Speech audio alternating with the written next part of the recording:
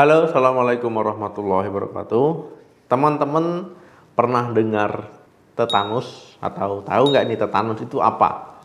Nah, mungkin banyak yang tahu tetanus itu ya karena tertusuk paku ataupun kecucuk paku ya, misalkan di kaki ataupun di area tubuh lainnya ya, kemudian infeksi ya, akhirnya jadi tetanus.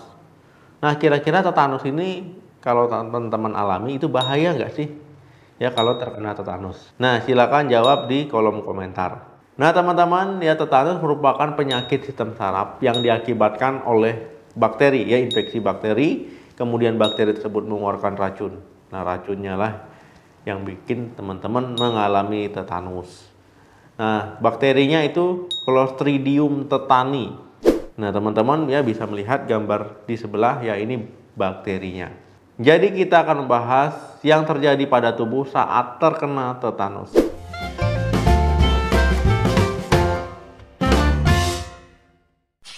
Racun yang dihasilkan oleh bakteri tetanus tadi, yaitu bisa menyebar ke tubuh kita, kemudian menimbulkan masalah ataupun komplikasi. Yang pertama, gagal ginjal akut. Kalau teman-teman terkena tetanus, ya itu kan mengalami kejang ya, kejang otot. Ya, ototnya jadi kejang-kejang. Kejang otot yang parah, ya itu bisa menyebabkan otot rangka teman-teman jadi rusak. Kemudian protein dari otot bocor ke dalam urin yang menyebabkan gagal ginjal.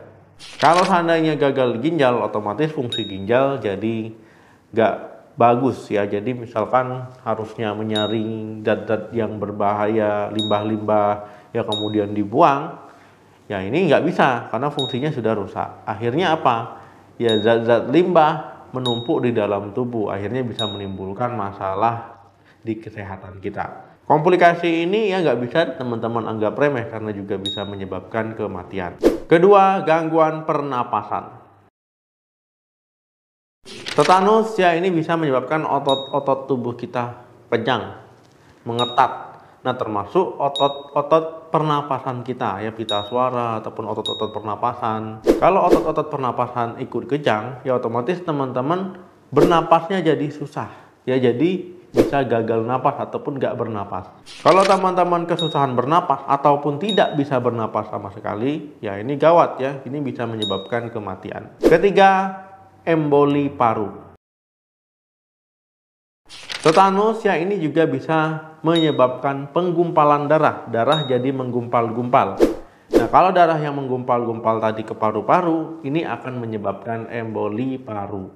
Emboli paru ya ini bisa mengakibatkan ya darah ke paru-paru itu jadi terhambat, terganggu. Nah, itu bisa mengakibatkan akhirnya jaringan di paru-paru bisa mati.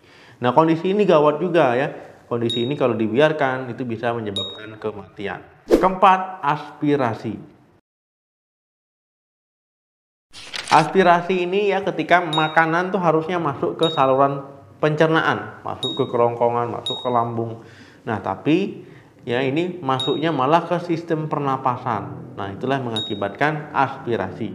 Nah, ini terjadi kenapa? Ya karena otot-otot itu menegang. Ya misalkan teman-teman batuk ya, yang harusnya bisa menelan itu nggak bisa menelan. Akhirnya malah makanan ataupun minuman masuk ke saluran pernapasan. Pada orang-orang yang terkena tetanus, ini lebih berisiko mudah tersedak ataupun mengalami kesedak. Nah, kalau seandainya makanan minuman masuk ke paru-paru, ya ini berisiko mengalami infeksi paru-paru, infeksi pernapasan ya. Nah, misalkan pneumonia. Nah, ini kondisi ini gawat juga ya, kalau tidak diobati dengan bagus, dengan baik, ya bisa menimbulkan kematian. Kelima, masalah jantung. Teman-teman, orang yang terkena tetanus, ya ini bisa mengalami henti jantung mendadak. Jadi jantungnya berhenti ya, nggak mompa. Nah, ini karena bakteri tetanus tadi, ya racunnya itu menyerang otot jantung. Kemudian, ya akibat tetanus tadi, ini juga bisa meningkatkan tekanan darah. Kalau tekanan darah tinggi, ya ini jadi bikin penyakit jantung ataupun gagal jantung. Apakah tetanus bisa dicegah? Teman-teman ya untuk mencegah tetanus ya pertama kalau teman-teman ada luka itu dibersihkan ya, dibersihkan sampai benar-benar luka tersebut bersih. Ya kemudian kalau memang luka tersebut luka terbuka ya ataupun luka bakar, atau misalkan luka tusuk kena paku ataupun kena besi lainnya, ya sebaiknya diberikan ya anti tetanus. Kemudian ya untuk mencegah kemunculan penyakit ini teman-teman juga bisa melakukan vaksin. Ya teman-teman mungkin tahu ya vaksin tetanus ataupun imunisasi tetanus ya dilakukan pada masa anak-anak. Ya mungkin teman-teman sudah mendapatkan semua imunisasi ataupun vaksin tetanus. Nah kemudian kalau untuk orang dewasa gimana? Itu bisa juga ya dilakukan booster ya untuk usia 19 tahun ke atas. Ini dilakukan 10 tahun sekali.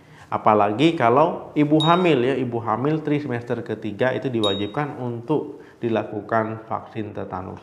Tetapi walaupun teman-teman sudah mendapatkan suntik tetanus ya, nah ini teman-teman kalau ada luka ya harus tetap dibersihkan sampai bersih ya, dirawat lukanya ya, jangan dibiarkan. Jadi jangan saya sudah dapat suntik tetanus sudah kebal nih, ada bakteri tetanus aman, enggak seperti itu juga ya. Jadi kalau ada luka tetap dilakukan perawatan. Kalau memang luka tersebut memerlukan pertolongan medis ya jangan takut ya untuk ke puskesmas, ke rumah sakit ataupun klinik ya untuk dibersihkan kemudian diberikan anti tetanus. Oke teman-teman ya itu tadi yang bisa terjadi pada tubuh kalau terkena tetanus. Jadi memang ini kondisi yang berbahaya, nggak boleh dianggap enteng. Lebih baik dicegah daripada kita harus mengobatinya. Kalau teman-teman ada mau share silakan ya share di kolom komentar. Terima kasih yang sudah menonton video ini sampai habis. Jangan lupa like, share, dan komen. Sampai ketemu lagi di video saya selanjutnya. Salam sehat, sampai jumpa.